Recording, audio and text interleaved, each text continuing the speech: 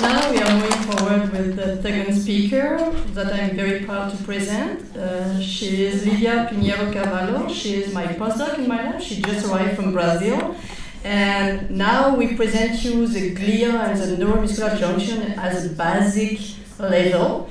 And we will do in our two next present you how we could deal with the neurophysiological and muscular factor in mobility and functional capacity in older adults. So, Livia, please.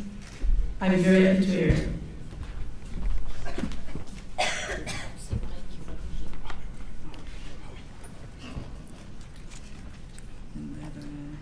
It is the way we pass, so it is just okay.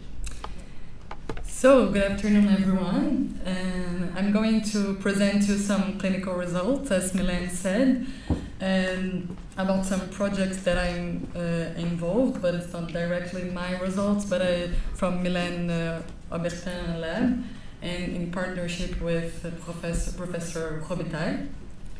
So I'm going to present here as we will be especially interested in muscle mass and strength at the clinical level as independent predictors of functional capacity, and then of physical disability later in life and loss of mobility. So as it was previously introduced, we know that across the development from childhood to adulthood, we have a quite linear relationship between muscle mass and strength, but at a certain point during the aging process, we have a dissociation between muscle mass and strength decline, and this is much more important for strength decline. So as we see in the Baltimore study, for example, as other studies in the literature, in fact, that muscle mass and strength declines at different degrees, and which lead us to infer that muscle strength is associated with more complex factors than just muscle atrophy. So this is the model of sarcopenia that we know that it's influenced by hormonal factors, metabolic factors, nutritional factors, humoral factors, such as low-grade inflammation, genetic factors, nervous system factors. And then sarcopenia per se would lead to a decline in muscle strength, and then to the development of early mortality and physical disability. So now in recent years, it has been suggested that dynapenia, that defines loss of muscle strength, is more important and it's more have a strongest capacity to predict functional capacity than just muscle mass, and then sarcopenia would be just one of these factors involved in physical disability. So this is true in fact of the algorithms we have in the literature that preconize that we have to evaluate physical function as gait speed, that the threshold it's very well known, that is 0.8, and then grip strength or knee sensor strength, and then muscle mass, so as to identify these individuals at risk and to optimize our interventions and to understand how to intervene, in fact, to ameliorate this condition. So we have a lot of criteria of dynapenia in the literature, in absolute values, in relative values, and here I brought to you some of the results published in our lab that consider body weight and skeletal muscle mass to normalize hand grip strength. And despite these different criteria, so the biggest challenge is to define standardized thresholds all over the world to in fact standardize and to be able to identify those people at risk. So despite this heterogeneity of criteria used in the literature, we still have many results, many studies that found in fact that muscle strength or relative muscle strength or dynapenia or low muscle strength, there is quite a huge definition, a huge number of definitions, but is independently related with functional capacity. So here we have in the right side, and those individuals with high muscle mass, and in the left side, individuals with low muscle mass. And we see that there is, in these circles here, those individuals with low muscle strength, that puts them into a higher, even higher risk of having physical disability. And those individuals who, even with high muscle mass, they present also a higher chances of having physical impairment than those with a good muscle strength. So this is another study published by a student involved in this project, and he also found that the lowest quartile of all these indexes we evaluated, the individuals were at higher risk of having physical impairment, and especially the indexes that consider low relative strength per body weight. So here you can see that if muscle mass is here, so it puts them into a risk, but it's much higher for those which have low muscle strength divided by body weight. So this is much more relevant, as you can see here, and to self-reported difficulties, to gait speed, and to time to perform the 5 repetition, for example, the chair test. So here, this pattern repeats throughout all the tests that we can, all functional capacity tests. Okay. So once again, we saw the groups non-therapeutic type 1 and type 2, that the type 1 and type 2 had progressively lower levels of functional capacity than non-therapeutic, and the measure of strength relative to body weight was strongly associated with all the parameters of functional capacity measured. And this other study we recently published is when it divided individuals according to upper and lower functional capacity. We also saw that despite having similar muscle mass and body fatness, they had different levels of hand grip strength and knee sensor strength. That agrees with what we are talking until now.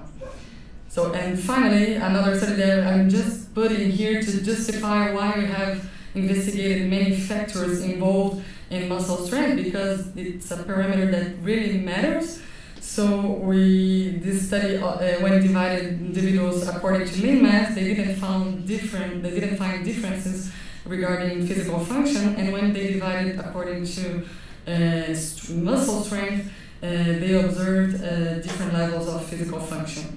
So we are interested, so we have some results, as Professor Aubertin said, that it's part of this project.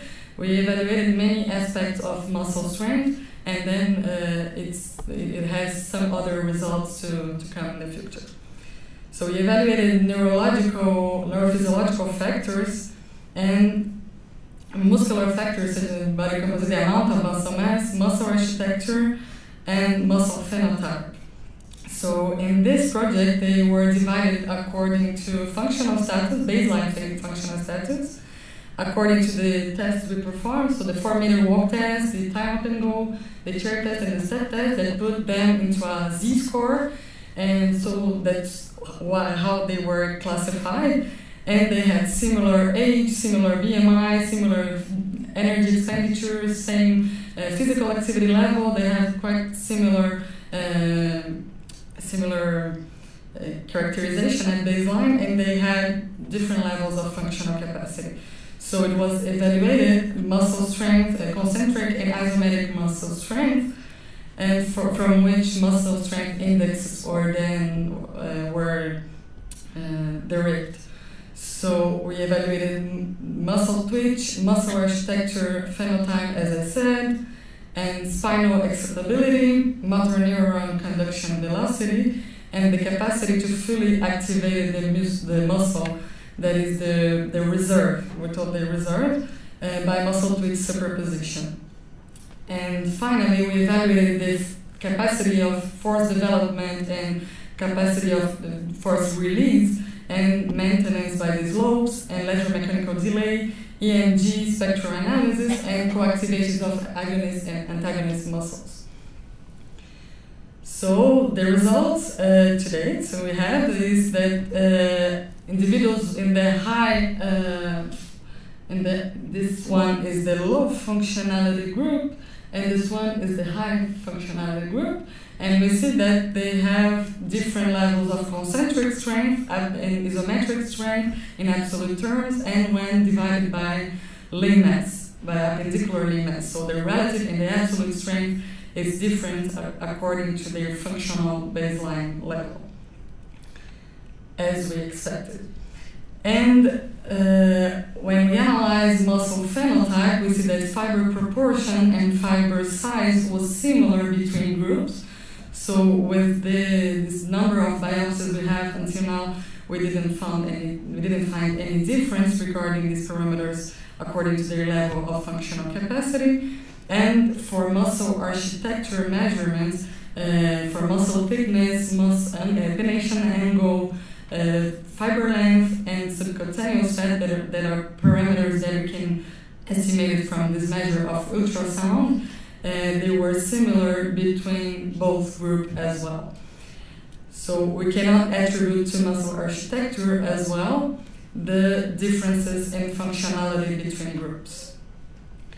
And for muscle twitch results, we saw that the maximal amplitude was similar between groups. The time to achieve this maximal amplitude was also similar. The time delay and the half relaxation time was also similar between these groups according to the functional capacity levels we established.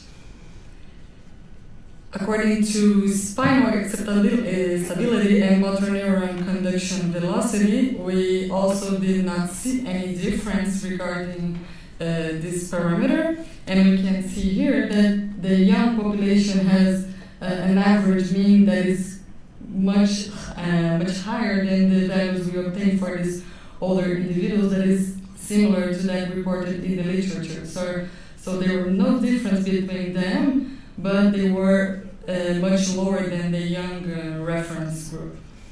And here we can see for the motor neuron conduction that there were no differences between groups. That's it. And when you look at maximal voluntary contraction, we once again we see that isometric strength is different between them, and the slopes, that is the force that indicates the force development and the capacity of release force, is different between groups. So that's one point that is quite interesting until now, that we have the force development and capacity to release the force.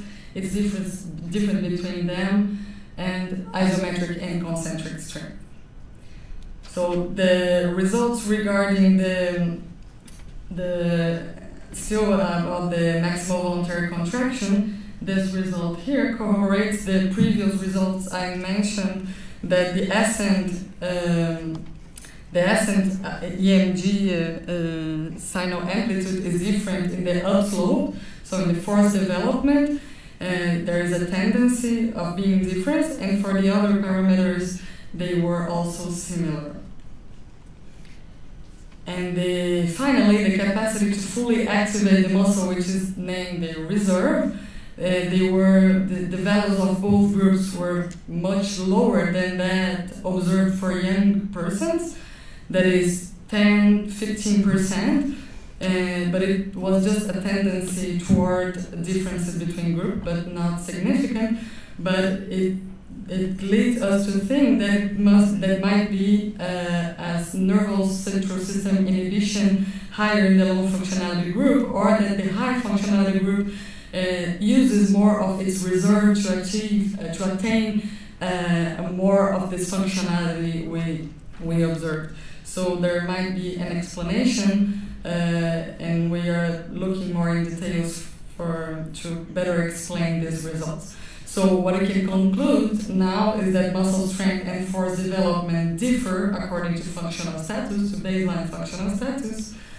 Muscular factors are similar between groups, and neurophysiological factors are similar. So there are some limitations we have to mention, that we have evaluated just one muscle group, and the individuals we evaluated here was quite healthy, autonomous in the activities of daily living. So they were active, but they were divided according to a Z-score. So maybe if we evaluate a more fragile population, there we could see different results. But today we evaluated these healthy individuals, and we have some other possible explanations, such as those mentioned by Professor Robitaille, and at the neuromuscular junction, biochemical factors, fatigue, and age, or many other factors that could influence this different functional level between our older adults. So thank you very much for your attention, and I'll take your questions.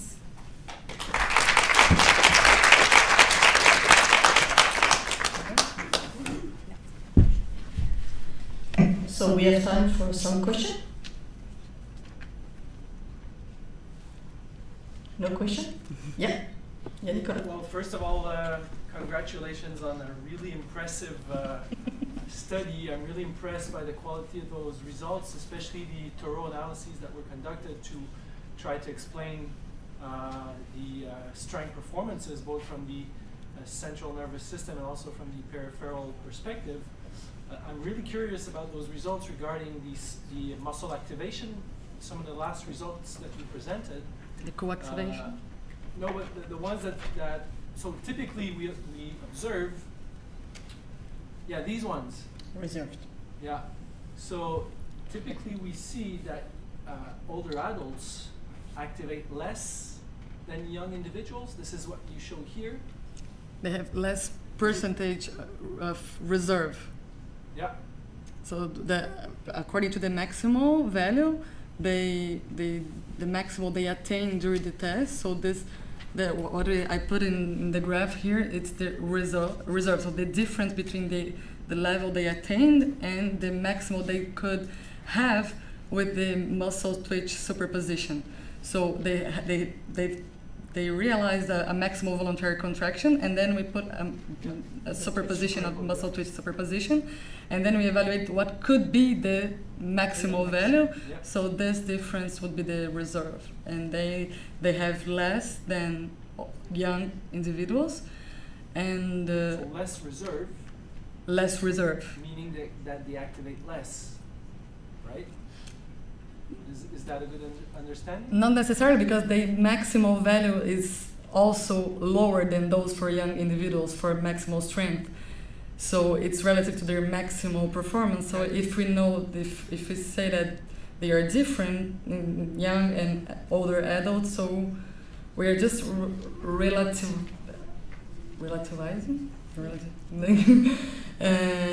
according to their maximal level. I don't know if you understand. Yes, but I'm not sure about the yes and no. Sometimes we see that there are some reports that are suggesting that older adults activate less in comparison to young adults. They activate less, yes, but it seems that they use more of this reserve to attain the level of... Sorry, sorry, I didn't explain very well, but that's it. That's the idea. Okay. Okay. Thanks very much. Thank you. Thank you very much, Livia. So my talk is in connection with the talk of Livia and of course of Richard. So we just present you the ideas that in aging, functional capacity status could have an impact on muscle strength and its development, and how muscle strength could have an impact.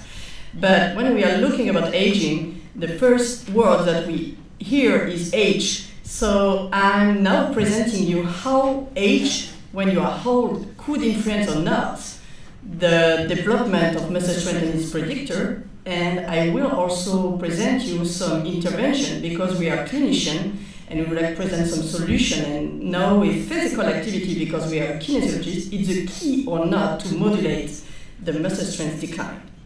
So this is the result part of thesis of my student, who is named Charlotte Pion. She is defending in a few weeks, so I'm very proud to present the end of his results after 5 years of collaboration with Richard and other neurophysiologists. And just to impact you about the study is not common that physiologists, clinicians, and neurophysiologists are talking together. Since 20 years, that is the most problem in aging, muscular function, and mobility, is that we are all working together, not together, at different labs and never talking together. And nowadays, because we observe that it's more complex, we are starting to talk together. So this is the impact of our study, as mentioned by Nicolas, is the fact that for the first time, clinicians, basic scientists from neurophysiological factor and clinical muscular field are working together and could say if muscle or neurophysiological factor are due or not involved in the muscle decline. So I'm very proud to present that. So as is explained previously, is that in normal aging, even in normal aging, we observe a muscle mass decline and muscle strength decline, which lead definitely to the decline of functional capacity. The problem, when we are talking about the muscle decline, is that it occurs around the age of 50. But we didn't know if this is due to muscular factor or neurophysiological factor. And that is a problem when you are talking about the geriatrician, because they want to know how they intervene. And you could not intervene in the same way if it is due to muscle or if it's due to neurons. And that is why we are talking and trying to understand and identifying what kind of factor are involved in. So the first way is to understand if to be physically active could have an impact or not on the mediation through the relationship between to be autonomous and muscle strength. So what we do on the first way, we regard in the epidemiologic study the link between to be physically active and to have a normal walking speed. And we use to put on the data predictors all the predictors that has been identified through the literature that could be in the relationship between to be autonomous. So we measure the relative muscle strength, the appendicular muscle mass, the fat mass, because it has been known that to be obese could be also a barrier to your autonomy. Of course, the BMI, so the ways that you fit on your body, and of course the total. And what we observe is that when you are physically active and you want to keep your working as a normal, so you want to be autonomous, the only factor who predicts the relationship between the two is the relative muscle strength that we call also muscle quality. And that was very impressive because when we are looking about the voluntary physical active level population, we observe that muscle quality, so the relative muscle strength, is also dependent of the time that you are active. So more you are active since a while, and more you are able to prevent the decline of your muscle quality. So it seems that don't worry if you start later, start and be active until your end of your life, and you could prevent your muscle quality decline. So that is the first way. However, when you say that to your population or your patient, there are some problems. First, there are no specific recommendation for older adults compared to adults. As you know, and I'm quite sure everyone here knows, that an older adult is completely different to you and me. There are some chronic disease, there are some limitations, there are some cognitive decline. So how we could have the same recommendation to put them to be active when we know that there are some polymedication and different kind of limitations that definitely said that could not be the same. And when we are looking at that is the first bad message that we have. And the second way is that we are not working well on our public message because 70% of women and 60% of elderly men aged of 60 years and older are sedentary. So it seems that we have a big problem about why we are not able to active people when we say that is a free drugs that live you longer than what you want.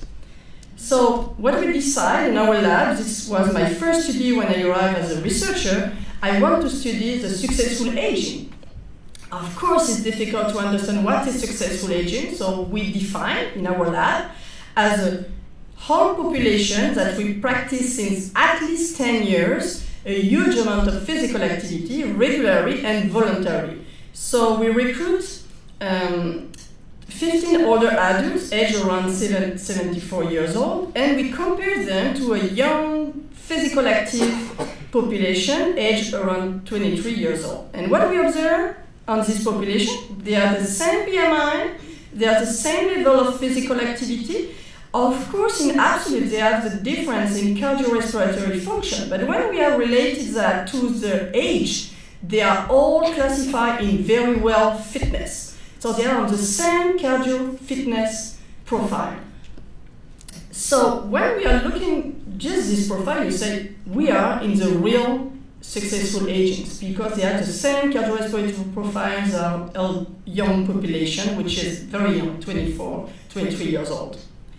When we are looking about the muscle mass, muscle strength, and muscle quality, what we observe, as it has been expected, because they are still aged, there are a difference, significant difference in muscle mass, and there are also a difference in absolute muscle strength. But what is amazing is when we are looking about the muscle quality, so the relative muscle strength, which is the first and main important predictor on functional capacity decline, there are no difference between old population and young population in the successful aging model.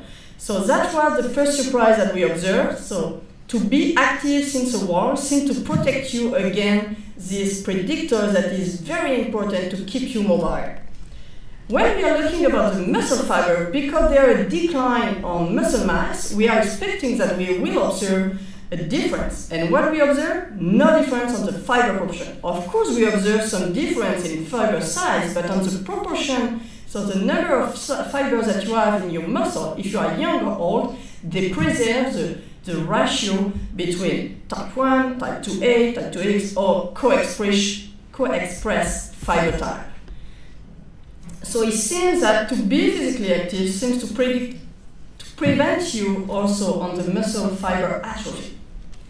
And this is confirmed because we also do in a fresh situation, which is very important to indicate here for physiologists, we observe no difference also on mitochondrial activity. So it seems that it's not a question on muscle fiber proportion, but also on the mitochondria. To be active since a while protect you against the mitochondria biogenesis deficiency. But what's happened now about the neurophysiological factor? If it's muscle or brain, is the brain working well also when you are successful aging and active? Yes. When we are looking about the afflection time, the contraction time, and the frequency, we observe no difference in muscle activation and no difference on voluntary muscle contraction. So it seems that to be active since a while protect also the neuromuscular factor. But when we are looking about the third player on the mobility, which is the fat, we observe that we have a significant difference in the intramuscular fat, so the fat that you have in between your fiber on your muscle. But this is, at one way, very normal, and we call that the marathon paradox, because when you are looking about the endurance athletes, so people that they are practicing marathon, they have a huge amount of intramuscular adipose tissue because they use it as an energy substrate when they exercise. So we hypothesize that it could be the same. And to verify if it is the same marathon paradox, we measure two factors that indicate the inflammation of the adipose tissue. So we measure the aldehyde and the lipid content. And what we observe, we have no difference of number of fat in each type. So it's really a substrate that they use independently of the exercise that they want to use. And the quality of the lipid inside the fiber is the same. So there are no more saturated adipose tissue, there are no more monounsaturated fatty acid. So this is the same type of substrate that they have inside each fiber. So it does not seem that this is due to inflammation or lipotoxicity of adipose tissue. So for this first perspective, what we conclude on this is that physical activity in successful aging will not affect body composition variable, but could protect, again, muscle strength, decline, and its muscular and neuromuscular factor. But we have every time some limits when you're working on human. The lack of difference could be due to, in our opinion, to two factors. The fact is maybe due to our population age. Maybe we need to study people aged over 80, or maybe we need to study people aged around 40 to 55, so before the decline, to understand if it occurs before or later, because maybe that is the key. It's not occurring when you are in the middle of your aging process, but it could be before or after your aging involving. Or it could be just that physical activity may prevent and delay onset changes. So successful aging prevalence is very low in older population. It's mostly 5% of our population, but it's a good model to start, because when you know that is good, you want to know if it's working with other population. So we would like to study if the effect of physical intervention and adaptive physical intervention could intervene on this factor in sedentary population. So it's exactly what we did, and why and how we decide to do that is because when we are looking at the literature about the relationship between muscle strength and functional capacity, we observe that depending on the age of the population study, the relationship is positive and sometimes is negative. So when we are looking about the literature, and for example the study of Scott et al. In 2009, they studied very young older populations, between 50 to 70, so very young older, and they found no relationship between muscle strength and functional capacity. But when we are looking, for example, in our lab, a population aged to 75 and older, we observe a strong correlation between muscle strength, quality, and functional capacity. And we confirm this relationship in voluntary physical activity population, because we observe that there are a real relationship between physical function and muscle quality in people aged 80 and over, but we have no relationship or negative relationship between people aged to 50 years and older. This could be explained because when you are 50 until 60, you have no deficit, so you don't need to have a relationship with your physical function because you are functioning very well. So you don't need to have something like help system to help you to move because you are still in good shape and not in the beginning of the process. So what we decide to recruit 74 sedentary but healthy elderly men. We used to recruit men because we want to avoid the hormones factor to be sure that we are in the good system. So now we are involving women, so don't worry about that. And we divide our population according to age. So because codes show that there are no effect between 50 to 60, so we recruit elderly men aged between 55 to 65, and we compare them to people aged to 70 years and older. So we recruit 74 people. They are different in age, but they are similar in terms of physical activity level, in terms of BMI, in terms of energy intake, and even in terms of cognitive function. What we ask them to be involved in 12 weeks mixed power training. We use the mixed power training because, as I said, muscle strength is the most important predictor. It's not muscle mass, so we would like to focus on muscle strength. And we use a mixed power training, which is combined with functional exercise because we have a clinical every time point of view, and we would like to have an effect on the functional task. So we don't want to have just an effect on muscle strength, but also on the tasks that they could do and help to them during the life. So as expected, we observe, independently of age, a positive effect of muscle mixed power training in functional capacity. So mixed power training improves functional capacity independently of the age after 12 weeks of training.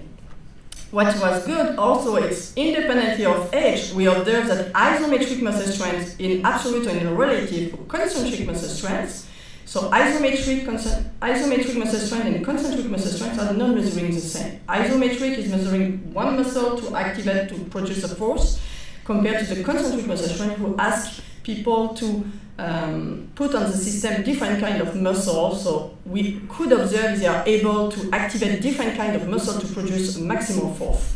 And we also measure the muscle power because, as I explained you, the explosivity, so when you want to move, it's not your force, it's force and your speed. And muscle power is exactly what we are measuring when you want to cross the street. And what we observe is that muscle power training is efficient independently of age to improve these three factors. But now, what's happened at the muscle level? When we observe the amplitude of the EMG or when we observe the heart reaction time, we have no difference between group at baseline, after the group, and even intra-groups in between the intervention. But what we observed and what was very surprising is that the electromechanical delay decreased significantly following the mixed power training in our group. And this is very different, and which could explain is that this decline of the delay allows the older adult to start more quickly to produce a strength. So in one way, they could cross more quickly the streets because they are able to delay the activation. When we are looking about the maximum voluntary contraction and the ways that they are able to maintain or to produce the contraction, so the muscle strength, we observe that they are the same up slope and down slope, but they are able to improve after the intervention and to improve the capacity to maintain the strength during an activity. And that is also important because you don't want just to activate the first step to crossing the street, but you want to help them to be able to cross the street until the end. So they are able to do that more efficiently after the mixed power training. When we are looking about the neurophysiological factor, we observe no effect on neurophysiological factors such as the H-max ratio or about the reserve. But what is important to note is that they are very low compared to the young population. So it seems that they are not able to do a maximum reserve because even if they improve their muscle strength, they use all the capacity of their reserve to produce this strength that asks a training, but they are not able to produce more strength related to that because the reserve level is very low in this population. So it seems that the limits to be non-autonomous to be autonomous is very small regarding the reserve conclusion. So in conclusion, when we are looking about this second part of our study, we could say that clinically, mixed power training in older adults, independently of age, improve muscle strength and functional capacity, which is, when you are a clinician or geriatrician, the most important. But when you want to be able to build specific intervention, you need to understand why is it efficient. And what we conclude is the lack of difference at muscular and neuromuscular factor may be due to age of our population. According to the result presented by Livia just previously, or my result, we believe that we need to study the population aged between 40 to 55. We are quite sure that this is the age where the change in neuromuscular or in muscular factor arrive, and we need to be aware about that because it's maybe too late when we want to prevent it, or maybe we miss some mechanism in between that. So at this age, the core level can be changed following the training, but maybe the type of our training or the duration of our training is not enough also to alter a neuromuscular and muscular factor because 12 weeks is a very short to induce physiological change. It may be enough for clinical change, but to induce all the process, all the command is maybe too short or maybe not enough specific. So we need to try it in longer states and we need to try it with different kind of approach. That's what we are doing now with a high interval training. In addition, we have some limits because we are human, so we are evaluating just one muscle, because what I present to you is 2 visits, and each visit is 2 hours per visit. So we cannot evaluate each muscle. If not, it's like 1 week just to evaluate what we believe. So that is maybe something that could limit our conclusion. But maybe it's not the quadriceps which is involved in this decline. Maybe it's the tibia, maybe it's other muscle, and we cannot conclude that there are not changes. It may be due to our protocol, because we study the quadriceps because in the literature, when we are looking about it, all the biopsy, all the measurements are done on the quadriceps. So, but maybe at the neurophysiological level and muscular level, when we are looking about the command, you need to check other muscle which have other property. In addition, we need maybe to evaluate like TMS, to evaluate the descending drive. We need also to maybe evaluate the fatigue, because it seems that fatigue is maybe more involved in the process of aging than the other factor, or, for example, study more muscle simultaneously. So I'm here today because I have a team behind me, and this is my team. This is my 2 colleagues, in addition to Marc Bélanger, who helped me to present you the data. So Gilles Gouspiou, who is taking care of my muscle biopsy. And this is my student here with my technician, Carvalho. So I'm very pleased to thank you for your attention, and I'm ready for questions.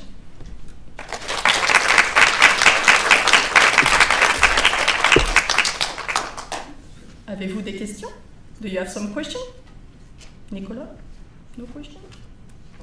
Maybe one question regarding the physical activity modality that was made by these participants that you presented for the first study. Yeah. Do you know what these guys were doing? Were yeah. they only doing aerobic exercise, or? This is exactly what they are doing. Okay, great. So they are doing the same. When we are looking here in percent of duration, they are doing the same resistance and aerobic training, which is mostly surprising. Of course, young population are doing more resistance training, but they are significant. But when we are doing it in percentage of time, there are no difference between our groups in regards of the time that they did. Okay. Maybe another question regarding the cardiorespiratory fitness of these participants, the young participants. I don't remember exactly, but it seems that the average was close to 40 milliliters per kilo per minute. Yeah. Which is not a really high VO2 max. This is not that, a really, close to 40. Yeah. So these are not athletes. These are sedentary. They are active but not athletes. We would like active people but not athletes, because athletes for me is different than successful aging. It's not master athletes that we study. We would like the same population that we will have at young population. So we are not studying master athlete. Our old population are not master athlete, because for me master athlete could be sedentary population compared to active population. So we would like approximately the same level. So we would like people that they are practicing as the ACSM recommendation, at least 3 hours per week of physical activity every week, since at least 5 years for the young population and since 10 years for the older population. That was our definition. We like active population, not athlete population. Thanks. Richard? Maybe a comment. So your idea of starting to look at mid-age in the 50s, if you compare to what we observed in the mouse model, the changes that I showed already are ongoing at the age of 12 months of the mouse, which is mid-age. So these changes are very progressive, and the glial change are already starting. The NMJ is already starting to change. So definitely it's a very slow, progressive event, and the earlier you get in, the better you get control of. Yeah, this is our feeling, and thank you to confirm us our feeling. More questions? Yeah? Maybe just a question related to the presentation that we had on stigma this morning.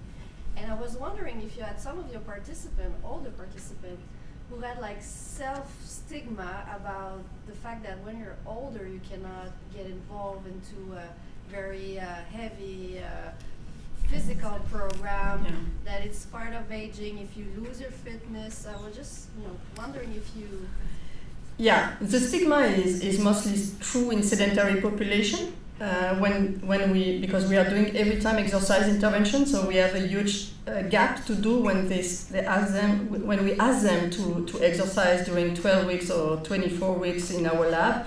But the most important is to inform them that we are doing the strengths related to their capacity and not related to what they are thinking about.